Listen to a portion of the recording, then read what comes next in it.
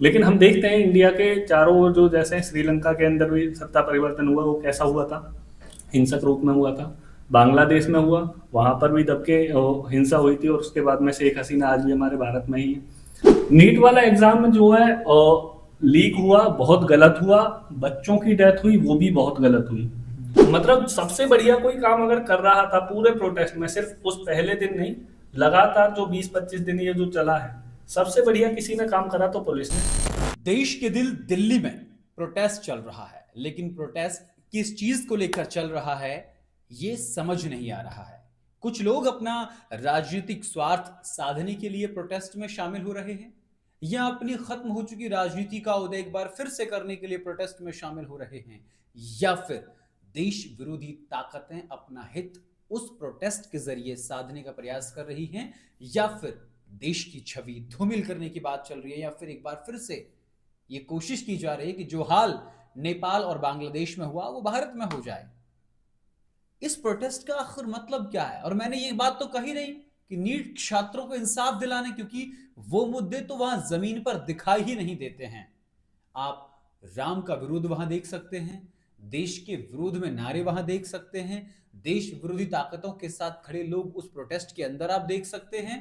वो प्रोटेस्ट है या देश की नींव को कमजोर करने की एक साजिश? इन तमाम मुद्दों पर बात करेंगे। और क्या वास्तव में नीट के छात्रों को इंसाफ दिलाना भी एकमात्र उद्देश्य है? और आखिर धर्मेंद्र प्रधान का इस्तीफा ही क्यों चाहते हैं? वरना इसके लिए तो एनटीए के चेयरमैन का इस्तीफा भी काफी होगा। इन तमाम मुद्दों पर बात करेंगे संजय से, मतलब राजकुमार से, संजय जिन्होंने वहां खड़े होकर पूरे प्रोटेस्ट को देखा और पूरे प्रोटेस्ट को कवर किया। तो राजकुमार, मैं आपको संजय कहा, महाभारत का युद्ध हो रहा है, आप देख रहे हैं।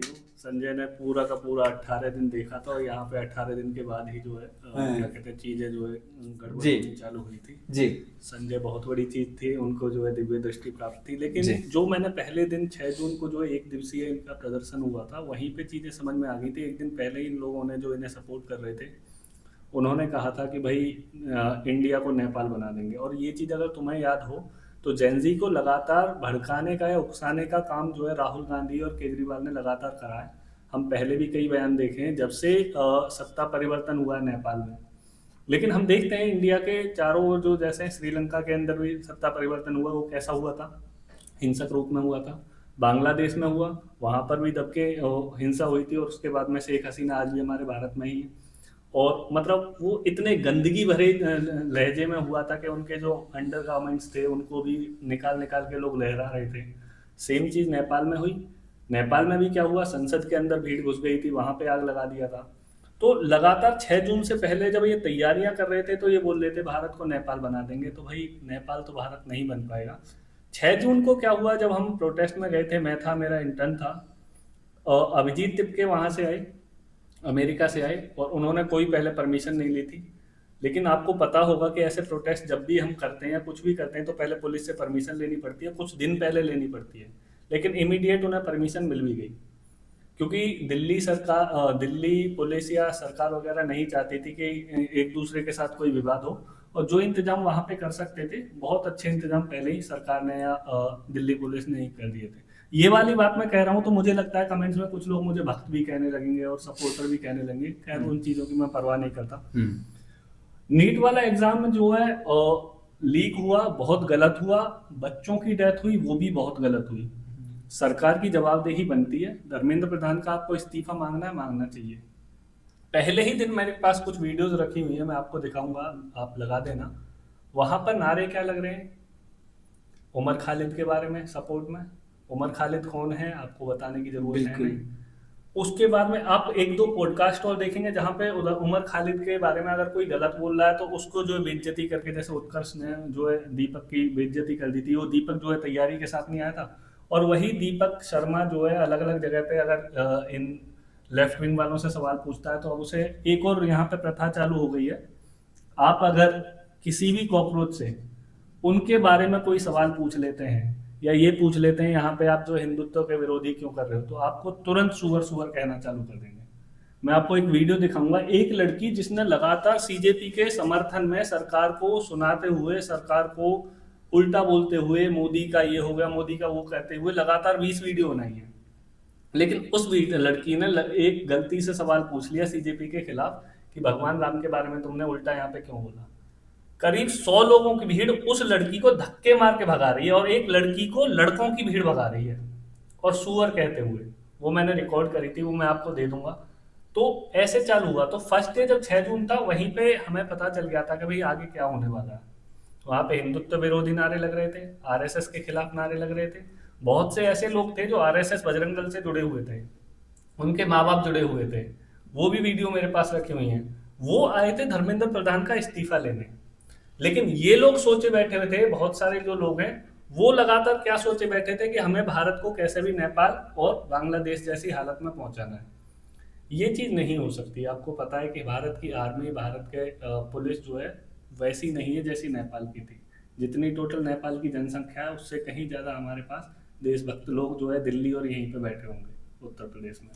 तो बहुत सारी ऐसी चीजें मैंने देखा था कि जंतर मंतर पे पहले ही दिन ये हुआ, तुरंत पुलिस ने। और मैं आपको कुछ वीडियोस ऐसी दिखाऊंगा जहां पर दे दूंगा, जहां पर कहीं पे ऐसा भी हो रहा है ना कि स्टूडेंट्स आपस में भिड़ रहे हैं। जैसे आपने कोई सवाल पूछ लिया, वो आपका विरोध करने लगे। तो सबसे बढ़िया अगर कोई काम कर रहा था तो वो दिल्ली पुलिस ही कर रही थी। इस चीज के लिए मुझे कोई पुलिस या सरकार की तरफ से पैसे नहीं मिले, मेरा अकाउंट वगैरह सब छान लें, अभी भी 2-2.5 हजार रुपए ही पड़े होंगे उसमें। तो मतलब सबसे बढ़िया कोई काम अगर कर रहा था पूरे प्रोटेस्ट में, सिर्फ उस पहले दिन नहीं, लगातार जो 20-25 दिन ये जो चला है, सबसे बढ़िया किसी ने काम करा तो पुलिस ने। अगर 4 लोग कहीं पे एक दूसरे से बहुत ज्यादा बहस करते दिखते थे, पुलिस बीच में आती थी, जो बहस कर रहा है मीडिया वाला भी है उसे साइड में ले जाती थी कि भाई यहाँ पे कोई ये चीज नहीं हो पाएगी। लेकिन उसके बाद भी आज इल्जाम किस पे लग रहा है? दिल्ली पुलिस पे या फिर आरएएफ? नहीं, दिल्ली पुलिस ने बर्बरता की है, वीडियो सामने आई हैं। नहीं, क्यों वो हुई? लाठियां भाजी हैं। कहाँ से शुरू हुआ? हाँ, ये जानना कहाँ से शुरू हुआ? आप देख रहे हो कि एक वीडियो अब ज्यादा वायरल हो गया, अभिजीत दीपके किसी चीज को लोगों को संबोधित कर रहा है और वहां पर आरएएफ वाला एक व्यक्ति है जो अपनी ड्यूटी कर रहे हैं। भाई उनका काम है कि भाई कहीं पे वो नहीं होगा। आपने उसे लिया, उसका हेलमेट क्या कहते हैं उतार दिया, उसे मारना चालू कर रहे हैं। एक बंदा जो है वो अपना जो है बहुत ज्यादा तरस खाने वाले उसके कमेंट आ रहे हैं कि भाई के साथ गलत हुआ। वो दिल्ली पुलिस की आंखों में पेपर स्प्रे डाल रहा है, पेपर स्प्रे दूसरे में डाल रहा है, उसके बाद में वही वो कर रहा है कि भाई मेरी आंख में बहुत कुछ हो गया। भाई तुम पेपर स्प्रे अगर हवा में छिड़कोगे तो तुम्हारी आंख में क्या आएगा? नहीं। तो शुरुआत तुम कहां से कर रहे हो? और ये चीज मैं देख रहा हूं कि पत्थरबाजी जो है कश्मीर में तो बंद हो गई, लेकिन आपने एक लगातार सीरीज देखी होगी, इससे पहले भी दिल्ली दंगे हुए थे 2020 में।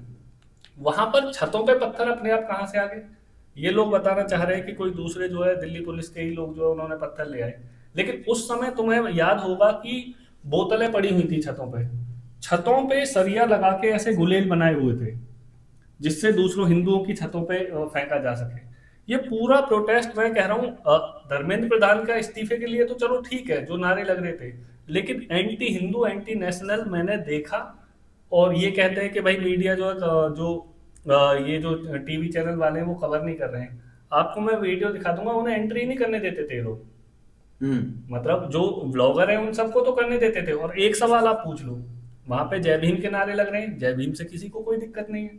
वहां पे नाम रहेगा अल्लाह का हो रहा है, उससे किसी को कोई दिक्कत नहीं है। सोनम वांगचुक को कोई दिक्कत नहीं है, अभिजीत दीपके को कोई दिक्कत नहीं है, विजेता दहिया को कोई दिक्कत नहीं है, सौरभ दास को कोई दिक्कत नहीं है। ये सब तो ठीक है। मुझे ये बताइए, मैं नीट के जिन छात्रों के साथ गलत हुआ, पेपर लीक की जो आवाज उठी, वो सब दब गई क्या? भाई वो मैं कह रहा हूं कि ये जो प्रोटेस्ट था, ये लोग जो है कॉकरोच पार्टी वाले असल में चाहते ही नहीं थे कि वो, इनको कोई भी एक मुद्दा चाहिए था। भाई नीट वाला इनके सामने आ गया। इससे पहले इनकी मांग क्या थी, जो जायज मांग थी?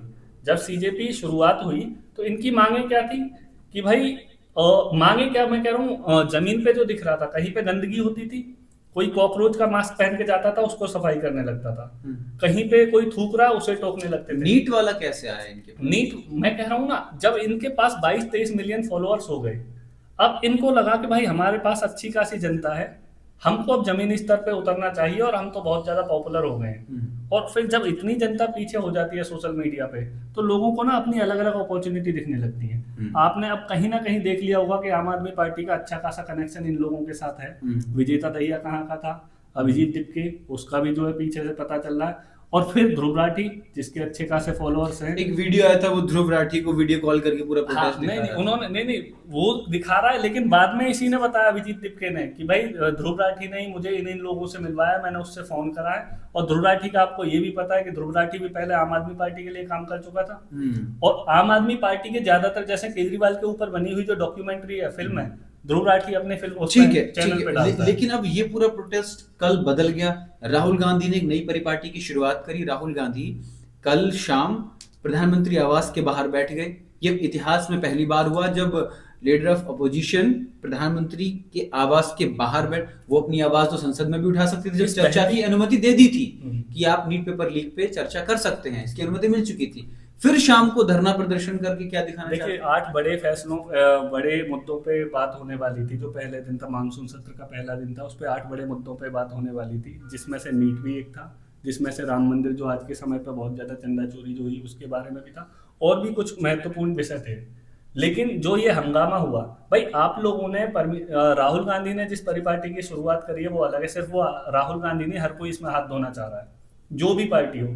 जिस दिन लाठीचार्ज हुआ था, उससे 1-2 दिन पहले ही मैंने वीडियो बना के अपने स्टेटस पे डाला था कि अब यहाँ पे लाठियां बजने वाली हैं, क्योंकि चीजें वहां पे गलत होती मुझे दिख गई थी। कुछ ऐसे कि वहां पे, और क्योंकि पुलिस वालों की भी एक्टिविटी ऐसी दिख गई थी कि जहाँ पे वो बैरिकेड थे, वो पहले रस्सियों से टाइट बंधे हुए थे, फिर उनकी रस्सियां खोलनी चालू कर दी थी। लेकिन आप समझिए, एक वेबसाइट है, एक फेमस यूट्यूब न्यूज चैनल है न्यूज पिंच, 24 घंटे कवरेज किया। अगर उनको आप देखो तो वो मतलब जो हो रहा है वो दिखा रहे हैं। तो कंक्लूजन उन्होंने कहा कि ये जो प्रोटेस्ट था सरकार की नाक तक पहुंच गया था। अभिनव पांडे भैया ने ये बात बोली है। अभिनव पांडे जी ने जो भी बात बोली, अभिनव पांडे जी ने तो बातचीत ऐसे हम और तुम कर रहे करते हुए चित्रा त्रिपाठी के बारे में भी कुछ बोला था। खैर वो उनकी निजी बात थी। उनकी सारी बातों को वो किस हिसाब से दिखा रहे हैं। एक इंजीनियर की मौत हुई थी यहाँ पे गड्ढे में डूबने के बाद, बाकी सारे चैनल कैसे दिखा रहे थे। भाई न्यूज पिंच उठ गया, उसे अब लगातार, उसे भी इन कॉकरोचों की तरह मुद्दा चाहिए, और उसे पता है कि अब लगातार सरकार की बुराई करेंगे, उनके पास अच्छे फॉलोअर हैं, तो उनके जो है नहीं, वो बुराई नहीं करते हैं, वो जो होता है वो दिखाते हैं, वो हो रहा है दिखा रहे हैं। लेकिन जो इंजीनियर जो मरा था उसके बारे में उन्होंने किस हिसाब से कवर करा था, नोएडा की डीएम को किस किस हिसाब से वो बोल रहे थे, आप देखेंगे बाकी सारे चैनल कैसे दिखा रहे हैं, वो कैसे दिखा रहे हैं, जो हो रहा था वो दिखा रहे थे। तो उसमें आप क्या कहना नहीं, वो तो कहते हैं ना कि जो हम दिखाएंगे वो मेन स्ट्रीम मीडिया नहीं दिखाएगी। हाँ, मेन स्ट्रीम मीडिया को घुसने कौन दे रहा था? गोदी और क्या कहते हैं उल्टे सीधे चीजें बोल के तो उन्हें भगा दे रहे थे। ये जरूर है, एबीपी न्यूज की जो एक रिपोर्टर आई थी, उसने बोला यहाँ पर भड़काऊ भाषण हो रहे हैं, नारे लग रहे हैं। उन्होंने पूछा अभिजीत तिपके ने कि भाई कौन सा भड़काऊ आपको हाँ, वो तो खैर गलत बात तो है। वो बोल रही थी इंकलाब जिंदाबाद बोल रहे हैं। उनको पता नहीं था, तो भाई उसको नहीं बताया। एक्चुअली है क्या ना मीडिया में, लेकिन मैं बता रहा हूँ, मेरे सामने आजकल नॉलेज नहीं देखी जा रही है। मेरे सामने पता है क्या नारे लगे, आरएसएस। ठीक है, आप भाई आप नीट का एग्जाम देने के, नीट के पेपर लीक के खिलाफ अगर बोलने आए हो तो आरएसएस कोई मतलब नहीं था, बिल्कुल कोई बात नहीं। लेकिन उमर खालिद के समर्थन में मेरे सामने नारे लगे, वहां पर आया कौन? उमर खालिद के पिताजी आए थे समर्थन देने। वहां पर सेम वो आदमी खाना बांट रहा था जो उससे पहले जो है दिल्ली राइट्स में जो है ये क्या कहते हैं पार्ट ले चुका है। वहां पर मतलब ऐसे एआईएसएफ जो मेन जो बीच में चल रहा था, वहां पे तो उस समय मुझे लग रहा है 150-200 लोगों की भीड़ नहीं होती थी। बाद में लोग जो उठने लगे जब 17-18 दिन कोई आदमी भूखा रहा। और सोनम वांगचुक की इज्जत है हमारे देश में, बिल्कुल है, क्योंकि उन्होंने देश के लिए बहुत सारी। लेकिन मैं ये कहता हूँ कि सोनम वांगचुक ने ना मुद्दा सही, मंच गलत चुन लिया। इससे पहले लद्दाख में भी उन्होंने जो क्या कहते हैं प्रदर्शन करा था, मुझे लग रहा है यहाँ से ज्यादा समर्थन उन्हें वहां पे मिला था। अब आप इसमें क्या पूछना चाहते हैं? मैं ये पूछना चाहता हूँ कि ये प्रोटेस्ट का कंक्लूजन क्या है? लास्ट कंक्लूजन तो इसमें कुछ नहीं निकला ना, अभी भी लोग जो है हल्ला मचा रहे हैं। लेकिन मैं ये बता रहा हूँ, अगर आपने जिस चीज की परमिशन ली, दिल्ली पुलिस से आपने बोला कि हमें आंदोलन करना है, हमें प्रदर्शन करना है, आपको उसकी जगह दी, आपको उसके लिए पूरा समय दिया गया, 18-20 दिन आपका प्रोटेस्ट चला। लेकिन दिल्ली पुलिस ने आपको संसद में घुसने की परमिशन नहीं दी। और आप खुद अपने विवेक से बताइए, अपनी बुद्धि से बताइए, 10 से 20 हजार लोग बिना परमिशन के, जब वहां पर धारा 144 जो पहले कही जाती थी, अब 167 है, 163 हो गई है बीएनएस की धारा, वो लगा दी गई है। पुलिस ने पहले मना कर दिया गया, आप फिर भी 10-20 हजार लोग इकट्ठे होकर संसद में घुसने की तैयारी कर रहे हैं, वो भी मॉनसून सत्र के पहले दिन, जहां पर देश के चुने हुए सांसद अपनी बहस करते हैं देश के लिए। ये कितना सही है? और दिल्ली पुलिस ने जब मना कर दिया था इस चीज के लिए कि भाई हम आपको नहीं परमिशन दे रहे हैं, बिन परमिशन नहीं देने के बाद भी आप जबरदस्ती वहां पे घुसने की कोशिश कर रहे हो, तो आपके साथ क्या कार्रवाई होगी। इससे पहले हम देख चुके हैं, इससे पहले भी संसद की कूच करने की कोशिश करी थी कभी अच्छा, ठीक कांग्रेस है। के राज में, वहां पर गोलियां चलाई थी, तब गाय के नाम पे आंदोलन हुआ था और उस गोली चलाने में 6 लोगों की मौत हुई थी। वो कितना सही था। और आप कहां से भाई, आपको प्रदर्शन करना था, आपको एक जगह दे दी ना, आप खूब हल्ला मचाइए, आप वहां पर बोलिए। लेकिन आप देखिए ना, अन्ना हजारे जी 11 दिन अनशन पर बैठे, उसके अलावा 18 दिन का एक अनशन चला। ये तो बहुत ज्यादा दिन हो चुके थे। कितना 18 दिन जब होने जा रहे थे या हो गए थे, उसके बाद में सारे लोग सपोर्ट में आने लगे इनके। पहले इन्होंने लेकिन कोई एक सरकार के डेलीगेट बात करने क्यों नहीं आया सोनम वांगचुक से? इन्होंने कितनी कोशिश करी थी, मतलब इन्होंने कोई उनको लिख के दिया भाई। इन्होंने जेपी नड्डा से, आपने वो देखा ना कि जेपी नड्डा से ये लोग बात कर रहे हैं, जब इन्होंने लिख के दिया सरकार से बात करने के नहीं, लिए, उन्होंने तो बाद में झूठा स्टेटमेंट पास किया दीप के ने और सौरभ ने कि हमारा फोन ले लिया था नड्डा जी के। अब जो फोटो आ रहे हैं वहां और पे, फोटो में फोन हाथ में लग रहा है दोनों भाई आपने कितनी बार वहां पर आपको लिख के दिया। इन्हीं हरकतों की वजह से तो ये पूरा प्रोटेस्ट जो है इससे पहले आपने फेल हो गया, इससे फ्लॉप हो गया। इससे पहले आपने एक और आंदोलन देखा था, किसान आंदोलन। वहां पर इन्होंने जितनी भी बार किसान मंत्री जो कृषि मंत्री से जितनी भी बार बात करने के लिए बोला, कई बार लिखित में दिया। उन्होंने पूछा, कृषि मंत्री ने उन्होंने बुलाया, बातचीत हुई, बन पाई या नहीं बन पाई वो बात अलग है, लेकिन आपने जब उनसे पूछा, परमिशन मांगी, उन्होंने बातचीत करी। इन्होंने जब बोला जेपी नड्डा के साथ फोटो आ रहे हैं ना, भाई आपने शुरुआत पहले दिन क्यों नहीं बोला उनसे ये बात। और मैं आज भी कह रहा हूँ, धर्मेंद्र प्रधान का आप इस्तीफा मांग रहे हो, मांगो, लेकिन देश के खिलाफ इतने नहीं। इस पे मैं एक चीज बोलूंगा, धर्मेंद्र प्रधान के इस्तीफे का कारण एक ये भी हो सकता है क्योंकि धर्मेंद्र प्रधान ने शिक्षा नीति में आमूलचूल परिवर्तन किया है।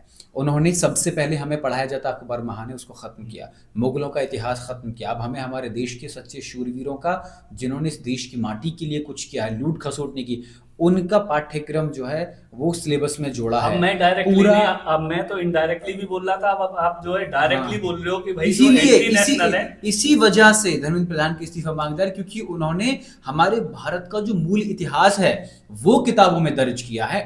ये मेन कारण निकल कर सामने आ रहा है। ये आप सोच रहे हो या फिर ये निकल के कंक्लूजन आप दे रहे हो कि भाई? नहीं, मेरा कंक्लूजन है ये। भाई एक बात बताइए, नीट पेपर लीक से धर्मेंद्र प्रधान जी का क्या मतलब है? अगर आपको पेपर चाहिए तो आप मांगिए ना, एनटीए का, नेशनल टेस्टिंग एजेंसी के चेयरमैन का इस्तीफा मांगिए ना। वो वाली कार्रवाई सरकार कर चुकी है और इसके लिए भी सीबीआई जांच बैठा दी थी। अब जो आप बात करें मैं उसी को आगे बता दूं, तो एनटीए बनाया क्यों गया था असल में?